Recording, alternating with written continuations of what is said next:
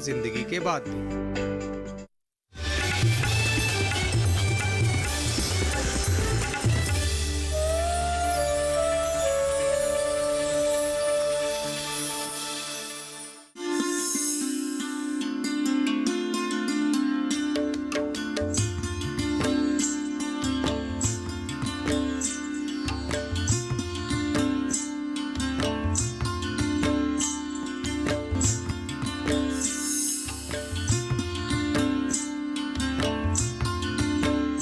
नमस्कार, आप सभी का स्वागत गांव किसान में। मैं हूं मुकुल शर्मा। गांव किसान कार्यक्रम में लगातार आपको हम जानकारी देते हैं अलग अलग सेगमेंट्स में। आज खासतौर से खेती किसानी में आपको हम बताएंगे पराली प्रबंधन या यूं कहें पराली के सदुपयोग के बारे में। साथ ही हमारा पशुधन में आपको जानकारी देंगे गौपालन में होने वाले रोग प्रबंधन की, और इसके साथ ही आखिर में बात करेंगे एक सफल कामयाब किसान की दास्तां की जिन्होंने विविधीकरण किया फसलों का और काफ़ी लाभ भी कमाया। तो आइए शुरुआत करते हैं कार्यक्रम की।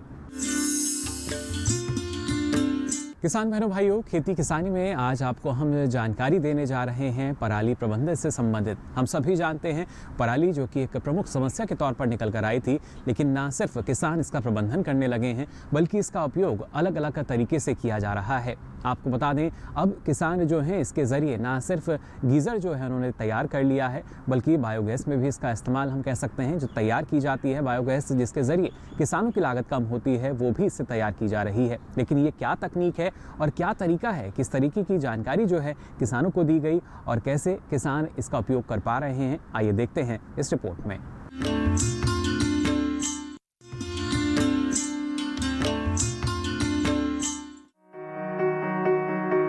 जिसे हमेशा से एक समस्या के रूप में देखा गया, यही वजह है कि ज्यादातर किसान इसे मजबूरन आग के हवाले कर देते हैं। लेकिन क्या वाकई में पराली एक समस्या है या कई समस्याओं का समाधान है? कहते हैं प्रकृति में कुछ भी फिजूल नहीं है, तो फिर पराली से इतना भेदभाव क्यों? हालांकि हमारे देश के ज्यादातर कृषि वैज्ञानिक इसी भेदभाव को मिटाने में लगे हुए हैं। पंजाब कृषि विश्वविद्यालय के प्रधान वैज्ञानिक ने एक ऐसा बायोगैस प्लांट तैयार किया है जिसमें गोबर के साथ साथ पराली का भी इस्तेमाल किया जाता है। इससे बनने वाली गैस भी पर्याप्त मात्रा में मिलती है, साथ ही पराली का बेहतर प्रबंधन भी हो जाता है। क्या है इस बायोगैस प्लांट की खूबियाँ, आइए समझते हैं। पराली के लिए हमने एक बायोगैस प्लांट डिजाइन तैयार किया। पहले ये प्लांट अंडरग्राउंड होता था और उसमें कुछ मुश्किलें आने के बजाय हमने 2017 में एक नया डिज़ाइन तैयार किया बायोगैस प्लांट का। इसमें ये प्लांट MS शीट से बनता है और लोहे की चादर से ज़मीन के ऊपर पूरा प्लांट बन जाता है। और इसमें हम जो इसका साइज़ है बायोगैस प्लांट का, ये 10 फुट डायमीटर है, 10 फुट हाइट है और इसके ऊपर और नीचे 2 स्टील कवर लगे हुए हैं। और इसमें हम पराली को कुतर के उसमें डालते हैं और उसमें 1/4 कैटल डंग डालते हैं और उसके बाद उसमें पानी डालकर उसको पानी से सैचुरेट कर देते हैं। इस प्लांट में तकरीबन 15 से 16 क्विंटल पराली डाल देते हैं हम और 4 क्विंटल गोबर डालते हैं। और उसमें जब पानी डालते हैं तो तकरीबन 1 हफ्ते के बाद उसमें गैस बननी शुरू हो जाती है। और जो ये गैस है लगातार 3 महीने के लिए बनती रहती है। और ये गैस जब बनती है तो साथ में एक गैस होल्डर हमने MS शीट का बनाया हुआ है जो पानी के ऊपर फ्लोट करता है, उसमें इकट्ठी होती है और उससे गैस बन के ये हम रसोई में लेकर इसको यूज कर रहे हैं। पराली का इस्तेमाल बायोगैस बनाने में PAU की सहायता से किया गया तैयार। पराली को छोटा छोटा काट कर डाला जाता है। एक प्लांट में करीब 10 क्विंटल पराली का इस्तेमाल, साथ ही 4 क्विंटल गोबर की होती है जरूरत। 3 माह तक गैस की सुविधा देने में सक्षम। एक बार में करीब 3 सिलेंडर गैस बनती है। इसके आकार में बदलाव किया जा सकता है। प्लांट में बची स्लरी का उपयोग खाद के रूप में कर सकते हैं। वहीं वैज्ञानिक इकबाल ने एक ऐसा गीजर तैयार किया है जिसमें पराली का इस्तेमाल कर पानी को गर्म किया जाता है। इनका कहना है कि इस गीजर से करीब 100 लीटर पानी गर्म किया जा सकता है। पारिवारिक तौर पर उपयोग करने पर करीब 4 लोगों के परिवार के लिए ये गीजर पर्याप्त होगा, जबकि इसकी कीमत बेहद कम है। पेडिस्ट्रा बेल गीज़र बनाया गया है जिसको धान की पराली के एक बेल से हम पानी 5-6 घंटे तक गर्म कर सकते हैं, जो कि 45 से 50 डिग्री तक पानी गर्म होता है। इसका size 2 foot 22 inch by 26 inch by 54 inch इसकी हाइट है। तो इसका हमें ये फ़ायदा है, ये हम एक धान की पराली की बेल से एक बार में पानी 6-7 घंटे तक गर्म ले सकते हैं। और जिसके पास इसकी कैपेसिटी क्योंकि 100 लीटर के करीब है, तो जिसके पास पशु वगैरह हैं उसके लिए बहुत फ़ायदेमंद है, क्योंकि पशुओं को गर्म पानी की ज़रूरत पड़ती है। तो और घर में भी अगर यूज़ करना हो तो हम ये 4 लोगों की फैमिली के लिए बहुत ही अच्छा फ़ायदेमंद है। और ये हमने GI शीट का बनाया हुआ है और जिसकी कीमत लगभग 7,500 के करीब बनती है। पराली का उपयोग गीजर में करें। पानी का तापमान 45 से 50 डिग्री के बीच। 100 लीटर पानी गर्म करने की क्षमता। गीजर बनाने में आने वाला खर्च करीब 7,500 रुपए। इस तरह देखा जाए तो बेहतर प्रबंधन वस्तु की उपयोगिता तय करता है। पराली जिसे कल तक हम फिजूल समझते थे, आज कई शोध के बाद बेहद उपयोगी साबित हो रहा है। चाहे वो खेत में खाद के रूप में हो, मशरूम उत्पादन में हो या बायोगैस व गीजर के इस्तेमाल में, आज पराली कई मायनों में अपनी अहम जगह बना चुका है।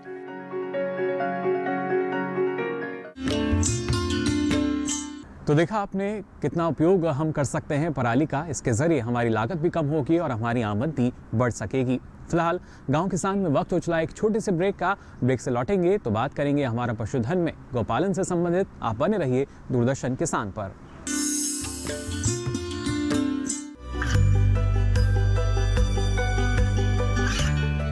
गांवों और पिछड़े क्षेत्रों में सरकारी योजनाओं की जानकारी पहुंचा। देश में कौशल और क्षमता विकास कर ग्रामीणों को सामाजिक बदलाव और विकास से जोड़ने की दूरदर्शन किसान की पहल चौपाल चर्चा देखें सोमवार से शुक्रवार सुबह 9 बजे। बीमारियों से कैसे बचेगी फसल, मवेशियों की मुश्किलों का क्या है हल, कहां से लाएं बीज, कितनी लगेगी खाद, किसानों के हर फोन का विशेषज्ञ देंगे जवाब। देखिए हेलो किसान लाइव सोमवार से शुक्रवार शाम 6 बजे।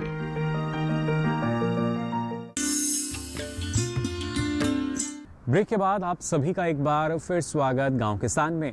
अब आइए हमारे पशुधन में आपको हम जानकारी देते हैं गौपालन से संबंधित। हम सभी जानते हैं कृषि और पशुपालन एक दूसरे के पूरक हैं, लेकिन गौपालन में कभी कभी किसानों को, पशुपालकों को समस्याओं का सामना करना पड़ता है। यानी कई तरह के जो रोग हैं पशुओं को परेशान करते हैं, लेकिन कौन से प्रमुख रोग हैं या बीमारी हैं और उनके क्या लक्षण हैं जिनका जानकर हम सही समय पर उनका समाधान कर सकते हैं या अपने पशु का इलाज करा सकते हैं। आइए लेते हैं इसके बारे में और जानकारी हमारी इस खास रिपोर्ट में।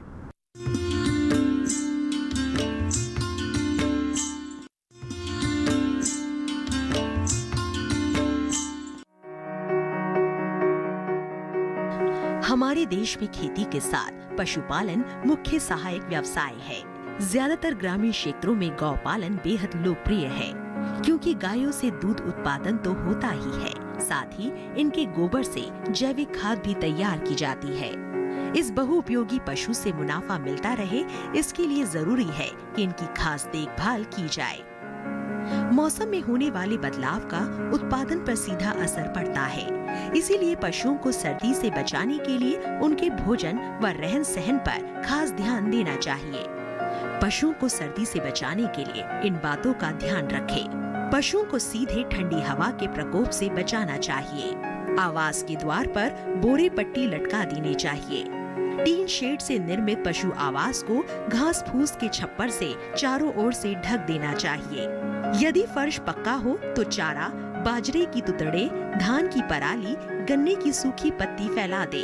फर्श कच्चा होने पर समय समय पर ऊपर की मिट्टी हटाकर खेत की सूखी मिट्टी डालें। पशुओं को बोरे या झूल से ढकें। पशुओं के आसपास अजवाइन का धुआं रखें। इस मौसम में सर्द हवाओं के संपर्क में आने से पशुओं के बीमार होने की आशंका बढ़ जाती है। ऐसे में पशुओं में होने वाले बदलाव और लक्षणों की सतत निगरानी करते रहना चाहिए, जिससे समय रहते बीमारी का पता लगाया जा सके। इसके लिए पशुपालक इन बातों का ध्यान रखें। आँख से पानी बहना, पशु की नाक से पानी और बलगम का बहना, पशुओं का जुगाली ना करना, खान पान में कमी का होना, दूध उत्पादन में कमी आना, संक्रमण होने पर शरीर के तापमान में कमी होना, पानी में लगातार भीगते रहने या सर्दी के मौसम में खुले स्थान में बांधे जाने वाले पशुओं को निमोनिया रोग हो जाता है। अधिक बाल वाले पशुओं को यदि नहलाने के बाद ठीक से पोंछा ना जाए तो उन्हें भी ये रोग हो सकता है, जिससे पशु का सुस्त होना, आँख नाक से पानी आना, बुखार आदि लक्षण दिखाई देते हैं। पशुओं को शाम को देर रात तक खुले आसमान के नीचे नहीं रहने दें। मौसम गर्म व तेज धूप निकलने के बाद ही नहलाएं।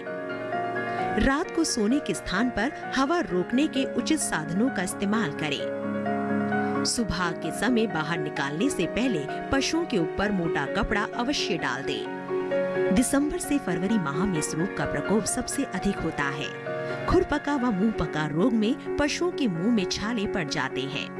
ये छाले जीभ के अलावा मुंह के अंदर अन्य हिस्सों पर दिखाई देते हैं। छालों की वजह से पशु चारा खाना बंद कर देता है, जिससे पशु की सेहत बिगड़ने लगती है और दूध का उत्पादन कम हो जाता है। इसीलिए समय पर पशु का टीकाकरण कराएं। पशुओं को संतुलित पोषण देना चाहिए। सूखे चारे के साथ हरा चारा व दाना पशु के उत्पादन के अनुसार देना चाहिए। पशु को अधिक ऊर्जा पैदा करने वाले आहार जैसे गुड़, दलिया खिलाना चाहिए, जिससे पशु का शरीर गर्म रहे। पशुओं को पीने के लिए गुनगुना पानी देना चाहिए और बीमारी के लक्षण दिखाई देने पर पशु चिकित्सक से संपर्क करना चाहिए।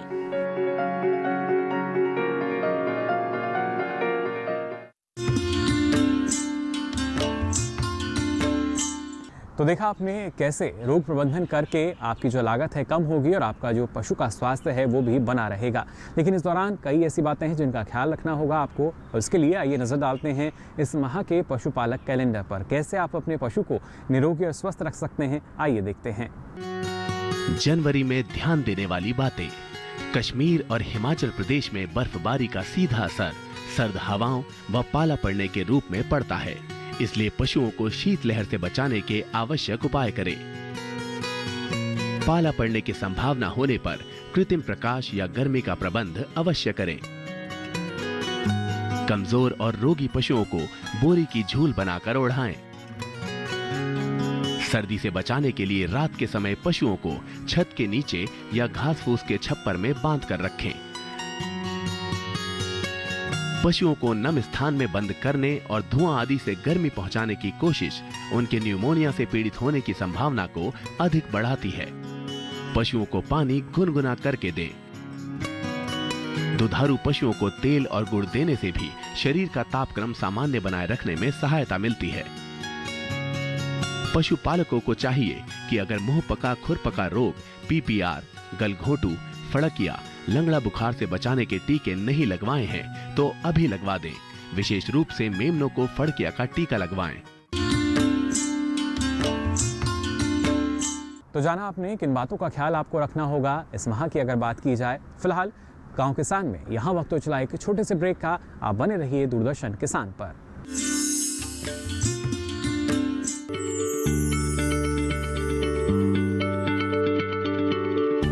क्या आप किसी बीमारी से परेशान हैं?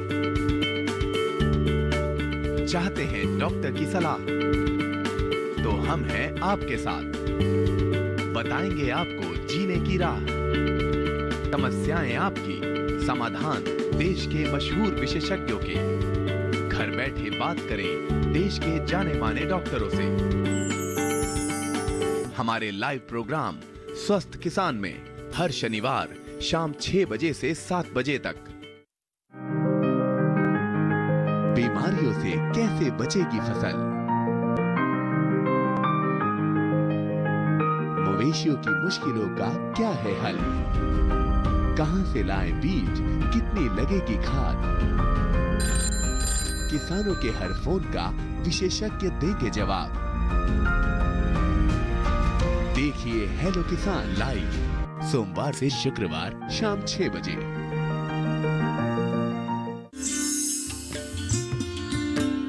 ब्रेक के बाद आप सभी का एक बार फिर स्वागत गांव किसान में। अब हम पहुंच चुके हैं हमारे आखिरी सेगमेंट, जिसमें आपको दिखाते हैं कामयाब किसान की दास्तां। आज भी एक ऐसी ही दास्तां आपके लिए हम लेकर आए हैं। ये किसान हैं उत्तर प्रदेश के सहारनपुर ज़िले से, और इन्होंने आपको बता दें फसलों में विविधीकरण की प्रणाली जो है उसको अपनाया, जिसके ज़रिए न सिर्फ किसानों को संदेश भी दिया, बल्कि अब के समय की अगर बात की जाए तो किसानों के लिए मिसाल बन चुके हैं। इनका नाम है सेतपाल सिंह, और कैसा रहा इनकी कामयाबी का सफ़र, आइए देखते हैं। किसान खेती में हमेशा नए बदलाव के लिए तैयार रहते हैं, और ये तैयारी ही उन्हें नए आयाम तक पहुंचाती है। किसान इस पुरजोर कोशिश में रहते हैं कि सीमित जोत में ज्यादा से ज्यादा फसल उत्पादन लिया जा सके और इससे मिट्टी की उर्वरा शक्ति भी बनी रहे। ऐसे ही उद्देश्यों की पूर्ति करता है किसान सेतपाल सिंह का खेती में किया गया प्रयोग। सहारनपुर जिले के नंदी फिरोजपुर गांव का हर शख्स किसान सेतपाल को जानता है। कृषि में उनके द्वारा किए गए प्रयोगधर्मी काम ही उन्हें बाकी किसानों से अलग करते हैं। सेतपाल मानते हैं कि किसान को पारंपरिक खेती के साथ साथ फसल विविधीकरण अपनाना चाहिए। आज सेतपाल फसल विविधीकरण अपनाकर कई गुना मुनाफा कमा रहे हैं। उन्होंने अपने खेत में पहले कद्दू और खीरा लगाया था। इन बेल वाली सब्जियों को मचान पर चढ़ा दिया गया और नीचे मूली के बीजों की बुआई कर दी। इसके अलावा गन्ना फसल के साथ बीज के बचे स्थान का उपयोग करते हुए आलू, मटर, मसूर जैसी फसलें लगाई है। इन फसलों का गन्ने की फसल से कोई प्रतिस्पर्धा न होने के कारण गन्ने के उत्पादन पर कोई विपरीत असर नहीं पड़ता, बल्कि बेहतर उत्पादन के साथ आय में कई गुना इजाफा देखा गया। वो बताते हैं कि इसके लिए वो समय समय पर कृषि विज्ञान केंद्र से मार्गदर्शन लेते रहते हैं। इसमें मूली में हमारा जो है, इससे पहले इस खेत में कद्दू और खीरा था। कद्दू भी हमने ऊपर मचान पे लिया था, खीरा भी हमने एक मचान पे लिया था। पहले हमारा खीरा चला, फिर कद्दू चला, कद्दू के बाद हमने इसे मूली लगा दी। इसमें जो पीछे हमारा खेत देख रहे हैं आप, इसमें अभी हमने गन्ने 0 टिलेज से 4 फीट पे ट्रेंच मेथड से सिंगल बड से हमने गन्ने की बुआई की है। इसके बीच में हमने आलू लिया है, हमने जो सकातरा कद्दू आता है सर्दी का वो लिया है, मटर भी लगाई है, मसूर भी लगाई है बेड के ऊपर। तो ये सारी फसलें ऐसी फसलें हैं जो नकदी की फसलें हैं और जो गन्ने के साथ कंपटीशन नहीं करती। इससे जहां हमारा गन्ने का उत्पादन 100 क्विंटल प्लस जाएगा, उससे हमारा जो लागत है हमारी उसकी इसमें सह फसली के रूप में आ जाएगी और उससे हमारी फर्टिलिटी बढ़ जाएगी। इससे पहले इसमें करेला और हमारा खीरा था। खीरा हमारा नीचे रह गया और हमारा जो करेला है वो मचान पे चला गया ऊपर। उसके बाद हमने जब उसमें अगस्त में फिर हमने उसी के ऊपर जब हमारा करेला खत्म हो गया तो हमने लौकी लगा दी। सेतपाल अपने खेतों में फसल चक्र को अपनाते हैं, जिससे मिट्टी की उर्वरा शक्ति बनी रहती है, साथ ही भरपूर पैदावार भी मिलती है। किसान सेतपाल ने कृषि को नए आयाम देते हुए मछली पालन और पशुपालन भी किया। इनके द्वारा किया गया सबसे सराहनीय कदम था खेत में कमल और सिंघाड़े की खेती करना। इसमें 1 एकड़ में करीब 6000 पौधे तैयार हो सकते हैं, और जब कमल की फसल ले ली जाती है तो इस खेत में पत्तेदार सब्जियां लगा दी जाती है, जो भरपूर पोषण पाकर मोटा मुनाफा दे जाती है। बराबर का जो खेत है उसमें हमारी तोरई थी और तोरई के साथ हमारा लोबिया था उसमें। तो उससे तो एक ऐसा सिस्टम बीच बीच में हमने इसमें पपीते का भी नोट दिया है, हमने जिमीकंद भी लगाया है। ये कई तरह की जो फसलें हैं हमारा बराबर में सिंघाड़ा भी है, कमल भी है, जो हमारा T9 टिश्यू कल्चर का केला भी हमारे पास है, जो हमारे तालाब का रूप हमने उसको दिया है। उसमें से हमारा उसकी बेड के ऊपर हमने अमरूद, केला, उसमें फूलम और आड़ू के पेड़ हमने लगाए हैं। तो वो कुछ ना कुछ हमको जितनी भी 1-1 इंच की जगह के सदुपयोग किया है।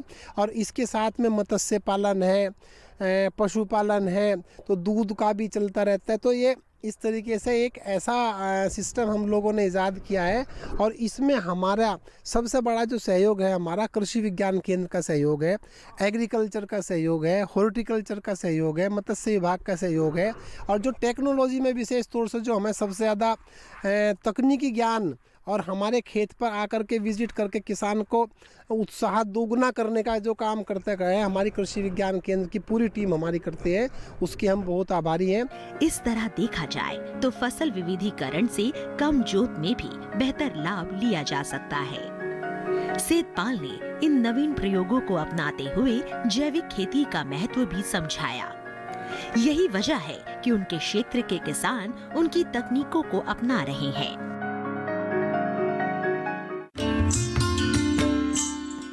तो देखा आपने कैसा रहा इनकी कामयाबी का ये सफ़र। हम उम्मीद करते हैं ऐसा ही सफ़र आपका भी रहे और आप भी कृषि क्षेत्र में नित नई ऊंचाइयों को छूते रहें। फिलहाल आज के लिए गांव किसान में बस इतना ही, लेकिन चलते चलते आप देखिए नए कृषि कानून और उनके फायदों के बारे में।